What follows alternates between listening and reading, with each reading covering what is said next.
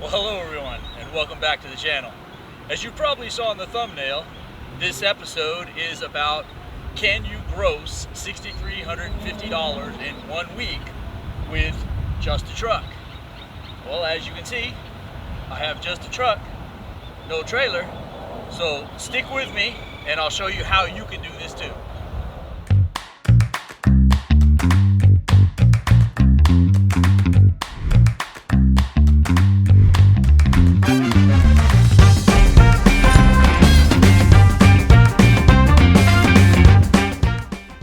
Alright, well hello again and welcome back to my hotshot journey.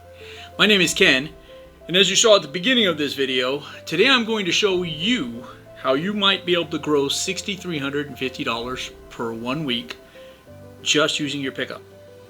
What I'm talking about is called a power-only load. And in this video, I'm going to cover 3 aspects of power-only loads. Number 1, what are they? 2, how do you find them? And 3, a couple of major considerations when hauling power only. By the way, if this information I present to you today is useful, please give me a thumbs up, hit the like button, share the video with your friends, and subscribe to be notified of our later videos. So, number 1, what are power only loads? Basically, they're just as the name implies.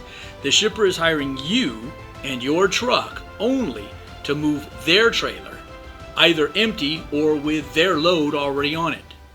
2 examples of this are the trailers that I hauled this week.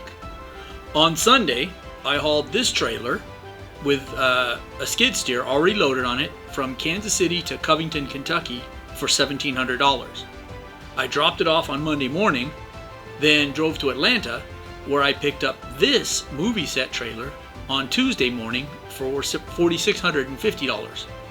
I delivered that in California on Saturday, grossing me $6,350 for the week using only my pickup to transport other people's trailers.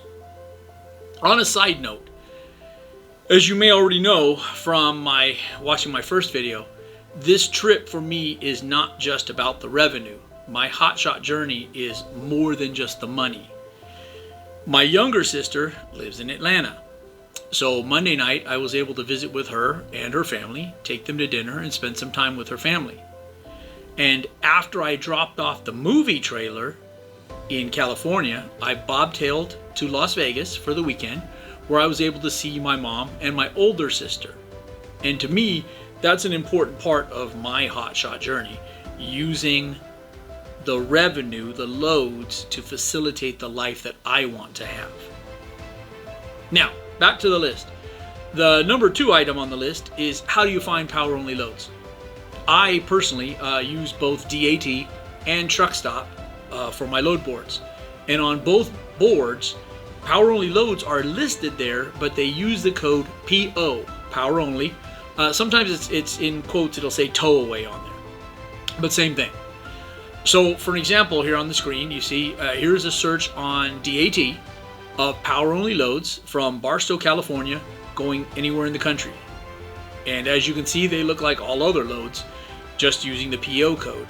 You have sizes, you have weights, you have length, the details. I'll talk about considerations for the items that should be included. Next, here is that same search on Truck Stop of power only loads, also from Barstow, California, going to anywhere. Finally, number 3, a few important considerations when you're hauling power only loads. For me, my number 1 biggest consideration when I haul power only is whether or not the trailer will pass a DOT inspection. As you know, once you sign for that load and you take it out onto the road, it's your responsibility. If it fails a DOT inspection, it's your problem. So I'm very, very careful with that. That is my biggest consideration. I've hauled over 20 power only loads, and their quality has ranged everywhere from, as you can see on the screen, this brand new steam trailer that was pristine and ran absolutely great, all the way to this very, very worn oil field trailer that I pulled once, and it was so badly used that it didn't even have working brake lights or turn signals. So the point I'm making is that you have to be prepared to either, one, repair the trailer to make it legal and roadworthy, such as the repairs I had to make, as you can see on the screen, for this oil-filled trailer on the lights, or number two, you have to be willing to possibly reject that load and be prepared to defend your decision to the broker as to why you cannot haul this load legally down the road. Most brokers, in my opinion, are reasonable with that, especially if you can explain to them hey, the tires are bald, or whatever might be wrong with the trailer. The other big consideration that I have when I pull power only is, how are you going to connect to the trailer? Power only loads, there's a wide range of the connections, and they might require everything from a 2-inch bumper pull, 2-inch ball bumper pull, a 2 5/16 ball bumper pull, a 2-inch pintle hitch, a 3-inch pintle hitch. You might have a gooseneck, either a 2 5/16, or I've even hauled a 3-inch gooseneck once for a very large equipment trailer, or even an RV fifth wheel. So as you can see on the screen, if you want to be able to carry the widest range possible of power only loads, you're going to need a lot of different hitches. And in this photo that you see, I don't even have all of my hitches up there. I do not have my 3-inch gooseneck, and I do not have my 3-inch pintle displayed. I bought those after I'd taken this photo. So be prepared to have a lot of different hitches.